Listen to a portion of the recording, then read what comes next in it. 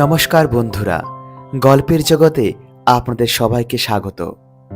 আজ কল্লোল লাহিড়ী রচিত ইন্দুবালা ভাতের হোটেলের দ্বিতীয় পর্ব আপনাদের সামনে তুলে ধরতে চলেছি। ইন্দুবালা ভাতের হোটেলের প্রথম পর্ব যারা এখনো দেখেননি, ডেসক্রিপশনের লিঙ্ক থেকে অবশ্যই প্রথম পর্বটি দেখে নেবেন। এবং আমাদের চ্যানেলে যারা আজ নতুন, তারা অবশ্যই চ্যানেলটি সাবস্ক্রাইব করে আমাদের সঙ্গে যুক্ত থাকবেন। তো আসুন শুনে নেওয়া যাক আজকের গল্প ইন্দুবালা ভাতের হোটেল। ভাদ্রের যে এমন নাবিশ্বাসের গরম আছে, ইন্দুবালা আগে কখনো জানতেন না, কিংবা ঠাহর করতে পারেননি তেমন। বিয়ের পর ছেনমিত্তির লেনে এসে বুঝতে পেরেছিলেন শহরে দম বন্ধ করা পরিবেশ কাকে বলে। গায়ে গায়ে ঠেকানো বাড়ি, চৌকো খোলা ছাদ, বাড়ির ভেতর থেকে একটুখানি আকাশ, কর্পোরেশন কলের ছিড়ছিড়ে জল, শ্যাওলা ওঠা স্যাঁতসেঁতে দেওয়াল, বড় সোদা সোদা গন্ধ। আশেপাশে কোনো নদী নেই, পুকুর নেই। তার বদলে বাড়ির সামনে আছে মুখ হা করা বড় বড় নালা, তার দুর্গন্ধ, হুল ফোটানো মশা, গা ঘিনঘিনে মাছি, আর সন্ধে হলেই টিমটিমে বিজলি বাতি। এটাই নাকি কলকাতা। এখানে আসার জন্য মানুষ স্বপ্ন দেখে, গড় হয়ে প্রণাম করে না দেখা কালীঘাটে মায়ের কাছে, বটতলায় সত্যপীরের সিন্নি চড়ায়, মুখের খাবার বন্ধক রাখে ঈশ্বরের কাছে। একবার কলকাতায় আসতে পারলে ট্রাম, বাস, মনুমেন্ট, ফেরিওয়ালার কাছে কাচের চুড়ি, এইটুকু সাধের জন্য এতটা কষ্ট করা। বাড়ির কোনো এক সমবয়সী মেয়েকে কোনো একদিন হয়তো নিজের মনের প্রশ্নগুলো করে ফেলেছিলেন ইন্দুবালা তার সহজ সরল ভঙ্গিতে। তার গেয় বিদ্যে তখনও শহরের মানুষের জটিল মনে তল পায়নি। পরে যে পেয়েছিল তেমনটাও নয়। সারা বাড়ি ছড়িয়েছিল কোনো এক গায়ের মেয়ের কলকাতাকে দূরছাই করার সংবাদে। শাশুড়ি মুখ ঝামটা দিয়ে বলেছিলেন, কোথাকার কোন রাজরাজেশ্বরী এলো রে, পাকা দালান কোঠায় পা পড়ে না। শুনেছি তো সেখানে শেয়াল কুকুর ঘুরঘুর করত। তা ঠিক। খুলনার কোলাপোতায় সন্ধে হলে বাঁশবাগানে শেয়াল ডাকত, তুলসী তলায় জোনাকিরা ভিড় করে আলো জ্বালাত, লণ্ঠন লাগত না। ভাদ্রের এই সময়ে কাঠ চাপার গন্ধে আকাশ বাতাস ভরে থাকত। বিয়ের যেদিন সম্বন্ধ এলো, অশ্বত্থ তলায় সেদিন অষ্টম প্রহর। রাজশাহী থেকে এসেছে কীর্তনের নাম করা সব দল, ছানা এসেছে খুলনা শহর থেকে। বড় ভিয়েন বসেছে সামনের তালতলার রান্নাঘরে। এদিকে বাড়িতে ঠাম্মা বানাচ্ছে তুলতুলে নরম মোমের মতো তালের পিঠে। কলা পাতায় গরম গরম সেই ভাপ ওঠা পিঠে আজও যেন ইন্দুবালার চোখে জল ছবি হয়ে ঘুরে বেড়ায়। ততক্ষণে অষ্টম প্রহরের মালসা ভোগের দই চিড়ের জন্য মানুষের কারাকারি পড়ে গেছে। ইন্দুবালার তারা আছে, সে মালসা ভোগও খাবে, তার সাথে বাড়িতে গিয়ে ঠাম্মার তৈরি তালের পিঠে। এদিকে দূর থেকে ধূর্যটি পিয়ন আসছে সাইকেলে চেপে, তারও স্বরে চিৎকার করছে বাবার নাম ধরে, ও ব্রজমোহন বাবু, শুনছেন? চিঠি আছে। চিঠির কথায় ইন্দুবালা ঘুরে তাকায়। একটু আড়াল নিয়ে দেখতে পায় বাবার হাতে একটা পোস্টকার্ড। দুজোটি পিয়ন বলে, মাস্টার বাবু ইন্ডিয়াতে মেয়ের বিয়ের সম্বন্ধ করছেন, একবার জানাননি পর্যন্ত। এদিকে কি ছেলের অভাব ছিল? আমার ভাইপো তো এখন ঢাকায় সুতোর কলে কাজ করছে। বাবা পারতপক্ষে চাননি মেয়ের এদিকে বিয়ে হোক। ভেবেছিলেন তার সোনার বরণ কন্যের যথাযথ মর্যাদা করতে পারবে ওপারের লোকজনেরা। তাই খুব ব্যস্ত সমস্ত হয়ে বছর 15 বয়সে বেশি দোজবড় ছেলের সাথে বিয়ে দিয়েছিলেন নিজের একমাত্র মেয়ের। বাড়িতে আপত্তি উঠেছিল তীব্র। ঠাম্মা নাওয়া খাওয়া ছেড়ে দিয়েছিলেন। মা বলেছিলেন, এর চেয়ে মেয়েটাকে একটা কলসি আর গামছা দাও না, হালদারদের পুকুরে ডুবে মরুক। ভাইগুলো ফুপিয়ে কেঁদেছিল। তোদের তখন অতটাও বোঝার বয়স হয়নি, তবু কারো কথা শোনেনি বাবা। আর কেউ না জানুক, তিনি হয়তো বুঝতে পেরেছিলেন কোনো না কোনো সময়ে বাপ ঠাকুরদার এই ভিটে ছেড়ে তাদের একদিন চলে যেতেই হবে। সেদিনের ভয়ে তিনি সারাক্ষণ অতিষ্ঠ হয়ে থাকতেন শেষের দিকে। তাকে অবশ্য কষ্ট করে চোরের মতো রাতের অন্ধকারে সীমান্ত পেরিয়ে এপারে আসতে হয়নি। খান সেনাদের ঢোকার অনেক আগেই তিনি চোখ বুজেছিলেন কপোতাক্ষের তীরে। বাপ ঠাকুরদার ভিটেতে কোনো এক অগ্রহায়ণের শিশিরে ভিজতে ভিজতে, আর বাকিরা জ্বলে পুড়ে মরেছিল স্বাধীনতার আগুনে। বাংলা ভাষায় রাষ্ট্র হোক, এই স্বপ্ন বুকে নিয়ে এক আশ্বিনের রাতে শিউলির গন্ধে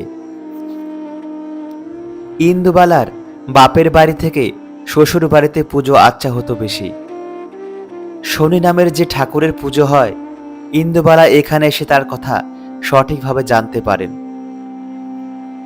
শাশুড়ি ছেলের মতি গতি ফিরিয়ে আনার জন্য নানা মন্দিরে হতে দিতেন, উপোস আচ্ছা করতেন। পাজি ধরে ধরে ছেলের নতুন বউকেও বাদ দিতেন না, খুব কঠিন নিয়মে বেঁধে রাখতেন। যদিও ইন্দুবালার গ্রামে ঘেটু ষষ্ঠী, ওলাই চণ্ডী, পুণ্যি পুকুর ব্রতে এত কঠোর অনুশাসন ছিল না। চাপড়া ষষ্ঠীতে কাঁঠাল পাতার ভেতরে গুড় আর কলা দিয়ে মাখা আটার সিন্নি খেতে দিব্যি লাগত। বাড়িতে হতো খুদের চালের পায়েস।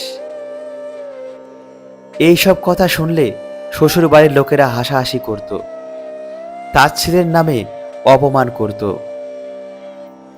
সেসব গা সওয়া হয়ে গেছে ততদিনে। পূর্ণিমা অমাবস্যায় তিথি নক্ষত্রের ফেরে ভালো দিনে ইন্দুবালাকে সঙ্গে নিয়ে মানুষে টানার রিস্কায় গঙ্গায় স্নানে যেতেন শাশুড়ি। প্রথম দিনের ঘটনা আজও মনে আছে ইন্দুবালার। স্বামী ডেকে এনেছেন এমন এক জিনিস যা দেখতে আধ ভাঙা ঢাকাওয়ালা গাড়ির মতো, সামনে টানা দুটো সুরের মতো লাঠি, তার মাঝে দাঁড়িয়ে একটা শিরিঙ্গি মতো লোক, তার হাতে একটা ঝুমঝুমি। এরই বুঝি টানা রিস্কা বলে। স্বামীর সাথে কথা হয় না শাশুড়ির সামনে, তা ছিল নিয়ম ভঙ্গের স্বামীর। শাশুড়ি জবাব দেন, দেখেছ কখনো বাপের আমলে? নাও ওঠো এবার। সেই বিষম বস্তুটায় উঠতে গিয়ে ইন্দুবালা কেঁদে ফেলেন আর কি। রিস্কায় বসার সাথে সাথে রিস্কা বুঝি উল্টে যায়। শাশুড়ি চিৎকার করে বলেছিলেন, বাঙাল মেয়ে কি সাধে বলি, রিফিউজির রক্ত যাবে কোথায়, আমারও যা কপাল। উঠতে বসতে ইন্দুবালাকে বাঙাল বলাটা এইবারে রেওয়াজ ছিল। আর রিফিউজি তো তখন কলকাতার আকাশে বাতাসে। শাশুড়ি ধরিয়ে দিয়েছিলেন, পরে বাড়ির লোকের অভ্যেসে পরিণত হয়। মানুষকে এভাবে যে সম্বোধন করা যায় সেটা ইন্দুবালা এপারে না এলে বুঝতে পারতেন না কোনোদিনও, এমনকি গায়ে পড়ে অপমানটাও। অনেক ছোটবেলায় বাড়ির মাটির দাওয়ায় হ্যারিকেন জ্বালিয়ে একসময় টোলে পড়ানো দাদু যখন কৃতদাসদের গল্প করতেন, তখন শিউরে উঠত ইন্দুবালা।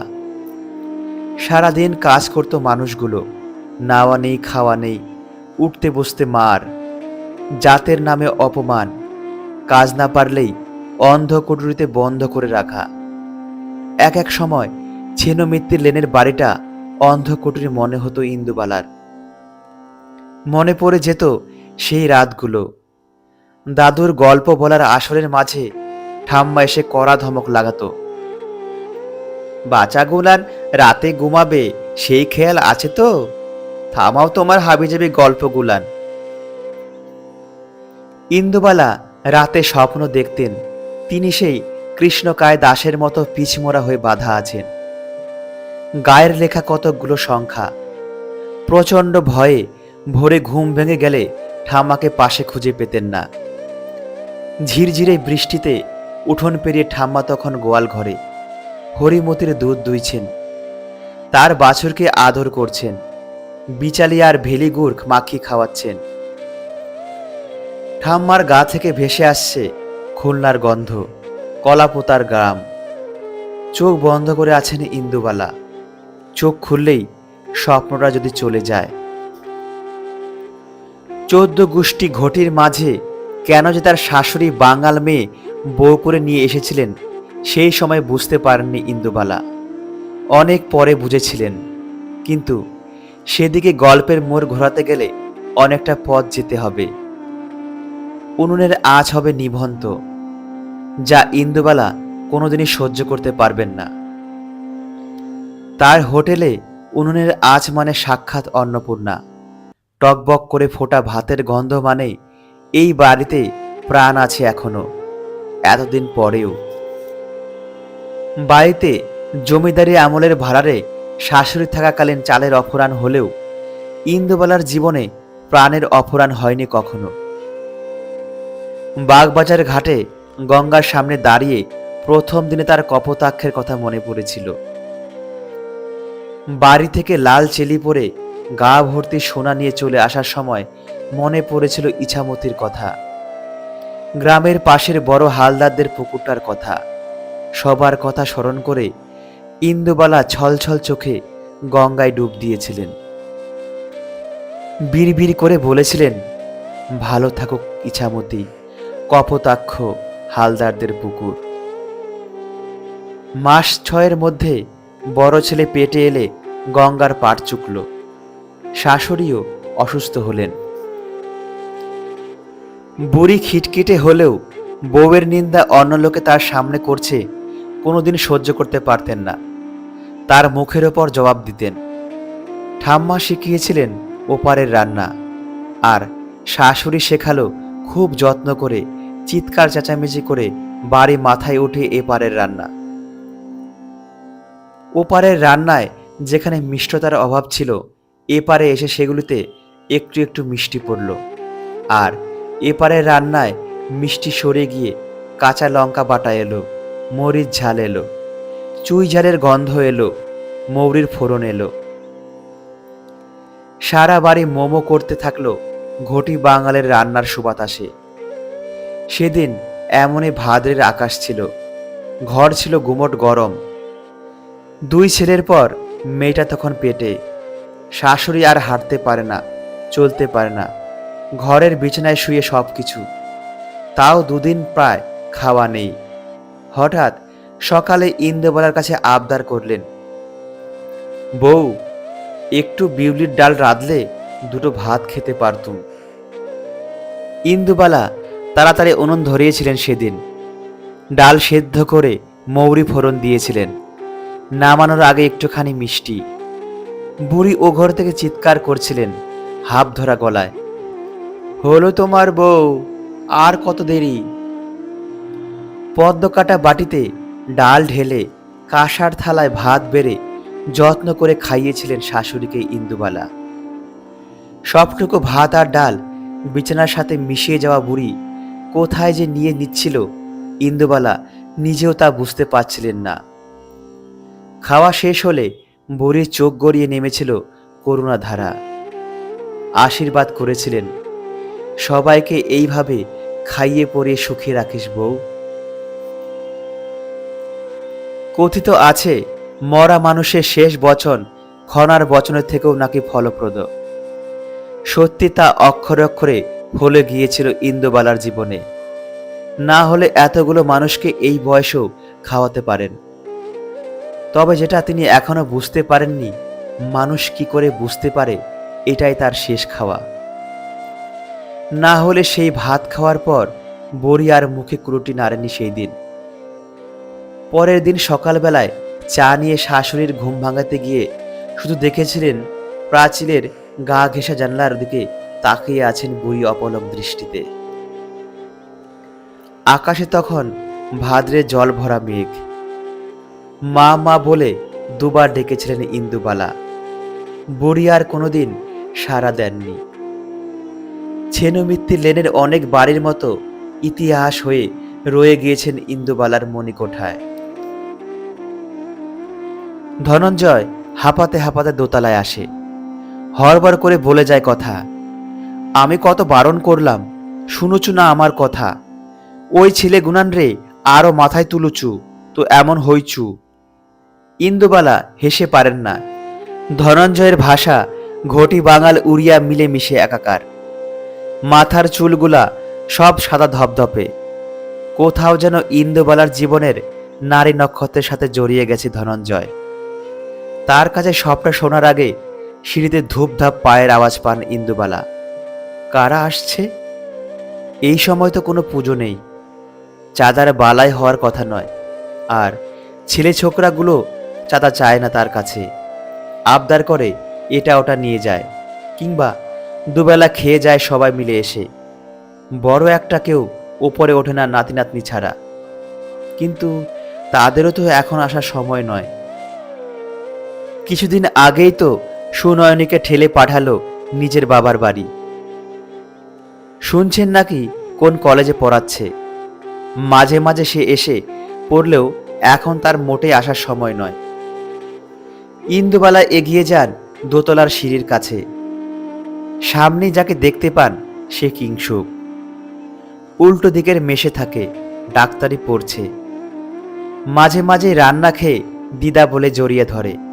ফর্সা দেখতে, চোখে আবার গান্ধী ফ্রেমের কালো চশমা। শহরে নতুন উঠেছে, আর চাঁদি পর্যন্ত ছাটা ফুলকাট চুল। আর তার ওপরটায় আবার ঢেউ খেলানোর বাবরি। বড় মিষ্টি লাগে এমন সব আজব সাজগোজ দেখে ইন্দুবালার। ছেলেটা সিঁড়ির কাছে এসে দাঁড়ায়। ধনঞ্জয় তেড়ে যায়। ওপরে সে উঠতে দেবে না। হড়বড় করে বলে যাওয়া কথায় সেটুকু বোঝা যায় কিংসুক হোটেলের সামনে টাঙানো কালো বোর্ডের লেখা মুছে দিয়েছে, যেখানে রোজ রান্নার মেনু লেখা থাকে। ইন্দুবালা বলে, এ তো ভারী অন্যায় কিংসুক, আমার লেখা মোছো কি করে? কিংসুক তখনও হাঁপাচ্ছে। তার সদ্য তারুণ্য হার মানতে শেখার নয়। শোনো দিদা, সত্যি বলছি, আমি তো ছিলামই না কয়েকদিন, বাড়ি গিয়েছিলাম। কাল লাস্ট ট্রেনে বর্ধমান থেকে ফিরেছি। মুড়ি জল খেয়ে শুয়ে পড়েছি। না না, প্লিজ তুমি আগে আমার কথা শোনো। আজ সকালে উঠে গিয়ে দেখি ইন্দুবালা ভাতের হোটেলে রান্না হবে কচুর ডালনা, মসুরির ডাল আর ট্যাংরা মাছ। এ কেমন কথা দিদা? আজ সুজিতের জন্মদিন, ও খাবে কি? এই সুজিত, তুই আবার রূপম সাবরের পেছনে লুকাচ্ছিস কেন? এদিকে আয়। পিছনের ছোট খাটো ভিড় ঠেলে যে ছেলেটা এগিয়ে আসে তাকে দেখে চমকে যান ইন্দুবালা। কোকড়ানো চুল, গালে হালকা দাড়ি, কালো বার্নিশে গায়ের রং, হাসলে টোল পড়ে গালে। চোখে শুধু চশমাটুকু নেই। এতদিন পরে এইভাবে কেউ ফিরে আসে, সত্যি কি আসা যায়? তিনি শুধু জানেন অলোক কোনোদিন ফিরবে না, ফিরতে পারে না। বড় বেতের ঝুড়ি দিয়ে খাবার ঢাকা দেওয়া থাকতো রান্নাঘরে। অনেক রাতে শহর নিশুতি হলে ইন্দুবালা ভাতের হোটেলের পেছনের দরজায় কড়া পড়তো একবার। ওটা সাংকেতিক শব্দ, মানে জেগে আছো কমরেড ইন্দুবালা। কমরেড? সেটা আবার কি মানে? অলোক ফস করে সিগারেট জ্বালায়। আপনি দেখছি কিছুই জানেন না। তা না জেনে আমাদের খাওয়াচ্ছেন কোন সাহসে? গোটা শহর আমাদের কি বলে জানেন? ইন্দুবালা ঘাড় নাড়েন। না, জানেন না। অলোক শির দ্বারা সোজা করে বলে, নকশাল। ইন্দুবালার চকিতে মনে পড়ে যায় আজকে কালেক্টর অফিসে কেরানি কুল খেতে এসে কি সব কিসফিস করে আলোচনা করছিল। কটা ছেলে মারা গেছে, গঙ্গার ঘাটে বোমা, সব নকশাল নকশাল। বিপ্লব করে দিন দুনিয়া পাল্টে দেবে। ইন্দুবালা তাকিয়ে থাকেন অলোকের দিকে। একদিন রাতে যখন দরজা ধাক্কিয়ে ভাত খেতে এসেছিল তখন তো জানতে চায়নি পরিচয়।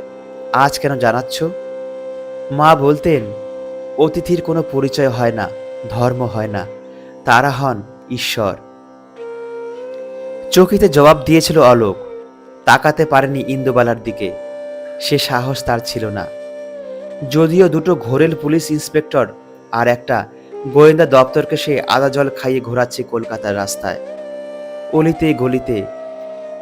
লালবাজারে একজন তাদেরও ওপরের লোক হাতে লোহার বেড়ি নিয়ে বসে আছেন নিজের সাদা কালো আমিকে চিনিয়ে দেবার জন্য। এত সব দস্যিপনা করা ছেলেটা সেই নিশুতি রাতে এক সহজ সরল গেও বাঙাল বিধবার দিকে চোখ তুলে তাকাতে পারেনি। শুধু বিড়বিড় করেছিল, ঈশ্বরে আমি বিশ্বাস করি না কমরেড, কিন্তু আপনারা থাকুন, আপনারা থাকলে আমরা থাকব। অনেক রাত পর্যন্ত কান পেতে থাকতেন ইন্দুবালা, অপেক্ষা করতেন অলোকের জন্য। সারাদিন ওরা না খেয়ে পুলিশের তাড়া খেয়ে ছুটে বেরিয়ে অধিকার আদায় করছে, মানুষের মতো বেঁচে থাকার অধিকার, চারটি ডাল ভাতের অধিকার, অপমানিত না হয়ে স্পর্ধায় মাথা তুলে দাঁড়াবার অধিকার। তারও ভাইও কি শুধু একটা ভাষার জন্য, একটা দেশের স্বাধীনতার জন্য এমন করে পালিয়ে পালিয়ে বেড়ায়নি? শুনেছিলেন সেদিন ভাত খেতে এসেছিল ভাই, আর খান সেনারা গোটা বাড়িটাকে আগুনে খাইয়ে দিয়েছিল। ঠুক শব্দ শুনলেই নিজে ঘুম থেকে উঠে গিয়ে দরজা খুলে দিতেন ইন্দুবালা। ছেলেটা 7 দিনের ভাত একদিনে খেয়ে কোথায় যে কাঁধে ব্যাগ ঝুলিয়ে চলে যেত কে জানে। মজা করে ইন্দুবালা তার একটা ছদ্মনাম দিয়েছিলেন, পেঁচা। পেঁচার জন্য রোজ ভাত বাড়া থাকতো, কিন্তু পেঁচা রোজ আসতো না, তার আসা সম্ভব ছিল না। রাতের অন্ধকারে শুধু একটা গলা ফিসফিস করে ভেসে বেড়াতো, কমরেড ইন্দুবালা, আপনারা থাকলে আমরা থাকব। কিন্তু কই, ইন্দুবালা তো আছে, তাহলে অলোক নেই কেন? সুশান্ত নেই কেন? গোরা নেই কেন? মাধবী নেই কেন? পেঁচার দলটা যে আর ভাত খেতে আসেনি কোনোদিন। বরানগর ঘাটে পিচ আর ব্লিচিং দিয়ে ঢেকে দেওয়া হয়েছিল রক্ত। সেদিনও কি এমন বৃষ্টি পড়ছিল না? সেদিনও কি মনে হয়নি হাড়িতে আরে কিছুটা চাল বেশি নি? কেউ যেন একটা হাত ধরে ইন্দুবালার। ছানি না পাকা ঘোলাটে চোখে সামনে তাকান। কিংসুক হাত ধরেছে, পাশে সুজিত, আরও পেছনে ইন্দুবালার সব চাঁদপানারা। দেখবে না দিদা তোমার বোর্ডে কি লিখেছি? তারপরে তুমি ডিসিশন নাও, এইগুলো আজ রান্না করবে নাকি করবে না। ওরা দূরদার করে নামে। ইন্দুবালা কি আর অত তরবর করতে পারেন? হাঁটুর ব্যথা, গেটে বাত নিয়ে এক দঙ্গল ছেলের সঙ্গে যখন সেই কবেকার কালো সিমেন্টের বোর্ডের সামনে এসে দাঁড়ান, তখন তার চোখ ঝাপসা হয়ে ওঠে ভাদ্রের বৃষ্টির মতো। কবেকার অলোক, গোরা, সুশান্ত, মাধবী সেন, কিংসুক, সুজিত, রূপম, সাবেরের হাত ধরে এসে লিখে গেছে তার বোর্ডে। ইন্দুবালা হোটেলের আজকের মেনুতে জল জল করছে ভাত, বিউলির ডাল, আলু পোস্ত, কালো জিরে দিয়ে পার্শে মাছের ঝোল, বিলাতি আমড়ার চাটনি। ইন্দুবালা জানেন এরপর তিনি আর স্বস্তিতে থাকতে পারবেন না যতক্ষণ না ছেলেগুলোর মুখে হাপুস হুপুস শব্দ ওঠে, সারা বাড়ি ছড়িয়ে যায় বিউলি ডালে মৌরি ফোড়নের গন্ধে। পার্শে মাছে কালো জিরের পাশে কাঁচা লঙ্কার আবেশ করা ঝোলে, আলু পোস্তর একটু কাঁচা তেলের সুবাসে, বিলাতি আমড়ার টকে সর্ষের মন কাড়া তীব্র ঝাঁঝে, কলা পাতা পরে, মাটির গ্লাস, লেবু, নুন, লঙ্কা। কবেকার এক পেট খিদে আর চোখ ভরা স্বপ্ন নিয়ে হারিয়ে যাওয়া ছেলে মেয়েদের হয়ে এখনকার প্রজন্ম ভাত খায় ইন্দুবালার হোটেলে। ইন্দুবালা আজও বিশ্বাস করেন অতিথির কোনো ধর্ম হয় না, বর্ণ হয় না, জাত গোত্র কিচ্ছু না, অতিথি হয় ঈশ্বর। এতক্ষণ শুনছিলেন ইন্দুবালা ভাতের হোটেলের দ্বিতীয় পর্ব। আমাদের গল্প আপনাদের ভালো লেগে থাকলে অবশ্যই লাইক, কমেন্ট, শেয়ার এবং সাবস্ক্রাইব করে আমাদের সঙ্গে থাকবেন। দেখা হচ্ছে পরের কোনো ভিডিওতে। ততক্ষণ সবাই ভালো থাকবেন, সুস্থ থাকবেন।